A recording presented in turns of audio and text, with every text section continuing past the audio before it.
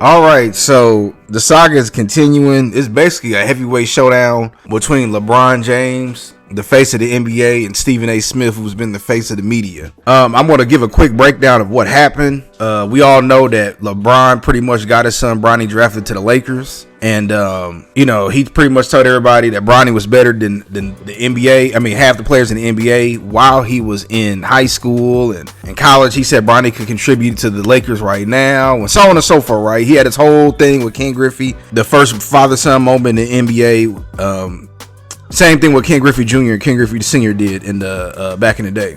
Well, Bronny was struggling. Everybody saw that, right? Everybody talked about it but Stephen A. Smith. But earlier, I think it was late last year, Stephen A. Smith pretty much told LeBron, as a father, stop it. Talking about strictly basketball. LeBron made a note of that, and he ended up confronting Stephen A. Smith a couple of weeks ago at a game. And he walked up on him right the day he got that $100 million contract. Shout out to him for that. Walked up on it, undressed him in front of everybody, checked him. Stephen A. Smith comes out the next day and he talks about it. You can tell he's a little sad or whatever. Then later on that night, he starts talking about a little more. And he said that LeBron was talking about stop effing with my son. Don't be effing with my son. And, which LeBron never responded about it, right? You did hear audio of him talking to Richard Jefferson about it. But, talking about I couldn't. When he started talking about my me being a father, I couldn't take it no more. Well, he ends up going on Pat McAfee's show, right? Shout out to Pat McAfee. Now, Pat McAfee and Stephen A. Smith are alleged rivals on ESPN. There's been rumors that they got in a shouting match with each other, and Pat McAfee had a huge deal with ESPN. And Stephen A. Smith said, don't worry, I'm going to get my money too. Well, LeBron goes on there, and he dropped several interesting points. First thing he talked about is he said Stephen A. Smith's on a Taylor Swift run. And that Stephen A. Smith basically he misunderstood his whole point. He said, I don't care about you talk about a player, but I got to protect my home and protect the players. And he also talked about Brian Windhorst and he called Brian Windhorst weird and he's never been my friend. And basically Stephen A. Smith responded to all of that and said that, look, they don't get along. They ain't gonna never like each other, but he's professional. Brian Windhorst, who's been covering LeBron, pretty much didn't say anything about it. He kept it professional. Oh, another thing LeBron said, he said that the media has been doing nothing but trash in the NBA, and that also him and Steve Nash, who's a former two-time NBA MVP, is going to do a podcast together, him and JJ Redick. I mean, he's going to be replacing JJ Redick. And he also alluded that, yeah, everybody said I got JJ Redick the job for the Lakers. So look, let me just get to it. And also seeing that DL Hughley, everybody been trying to clown Stephen A. Smith. So let's start out with this, right? LeBron, we all know it. How you protecting your home, and Bronny James is a professional basketball player. Let's not act like it wasn't nepotism, wasn't involved with this. Bronny clearly wasn't ready. The man averaged 4.4 points in college. And then you come out here and say that he's ready, and Rich Paul comes out and y'all say other teams want to draft him and all of this. No, it is what it is. I mean, you got him on the team. I honestly didn't have a problem with it. I came out and said it was all about money. And look, the NBA, they trying to cash in. It is what it is. Let Bronny get his money. But then at the same time, you, sir, got mad that everybody was talking about him. You the one who deactivated your stuff from Facebook. I mean, from online, talking about you taking a break from social media. And then you act like Bronny was out there averaging 30 and people was just clowning him just because. And also, most people think that Bronny is a respectable young man. Everybody, even I came out and said you raised him right. But he's a professional. People got a right to talk about his game on the court. Now, you go to Pat McAfee. This is where I have a problem with that. So you go to Pat McAfee, but yeah, Shannon Sharp got the biggest channel right now, at least talking about sports, between Club Shay Shay and Nightcap. You couldn't go on either one of those platforms. Yet, Shannon Sharp was about to fight Ja Morant and Ja Morant dad, and I forget the other dude, the tall dude, the 7-footer. He was finna fight him and all of that over you, because he talking about you too small for Bron. So why you couldn't go on there? You couldn't go on there. You couldn't go on Draymond Green's show.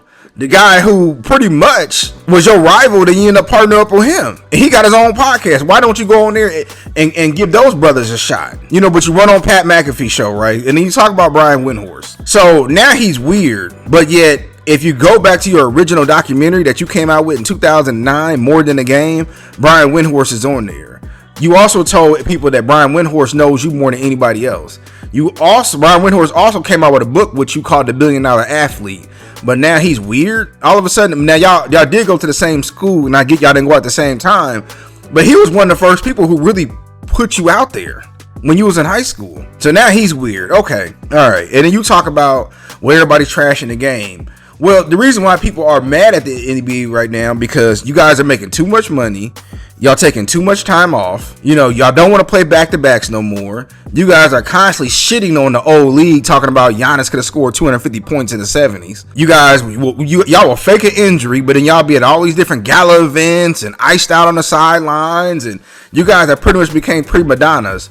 But yet somebody like me, who has a regular life and works a 9 to 5, you want me to pay for the NBA League Pass. You want me to come to the NBA games. You want me to pay $200 for seats. You want me to sit down, and yet I can't say anything. You guys are honestly have turned into what the WNBA had became, where you can't critique the game. But this is what happens, honestly, when you have been praised since you were in middle school.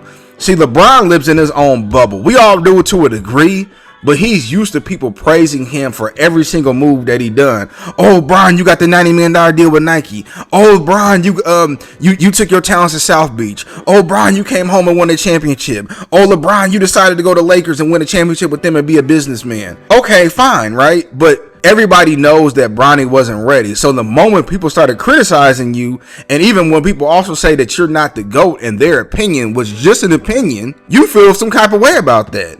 And not only you, but Rich Paul and Maverick Carter, and they've already reached out to Stephen A. Smith in the past. So when it come all down to it, that's just a narcissist when it comes to him. And you talking about somebody who's a LeBron fan. Go back and watch my very first video when Bronny committed to USC. That was my first video I dropped. Well, either that or Mikey Williams, but it was one of the first two. And I said that everybody can understand what Bron was trying to manifest with Bronny. But as somebody who has a son, if he ain't ready, he wasn't ready. And if I threw my son out there to the wolves and people was critiquing him, I'm not going to be mad like, oh, y'all hating on us. Y'all hating on us. No, he was not ready. That's where all of this has came from. You know, and again, this is coming from a LeBron fan. So this is one of those moments. And again, Stephen A. Smith, honestly, I can see from a father's standpoint why LeBron made it feel some kind of way, but you could have pulled him to the side. But even when it came to Stephen A. Smith, he was riding for Bronny the whole time. You know, called you a great businessman, a great father, and all this, that, and the third. But it has came to a point where sometimes, you know, players can, and even Michael Jordan felt this way to a small degree. When you critique them, it's like, how dare you? But if I'm paying you all this money, because League Pass ain't cheap, you know, and I gotta pay for YouTube TV and all this to watch you, then I have a right to speak my opinion. It's no different in boxing. And Keith Thurman and Gervonta Tank Davis and Ryan Garcia, all these different people get mad when you got something negative to say, but yeah, you want me to take my money and pay $84.99 to watch y'all fight, you know? And listen, I'm gonna say this one more thing.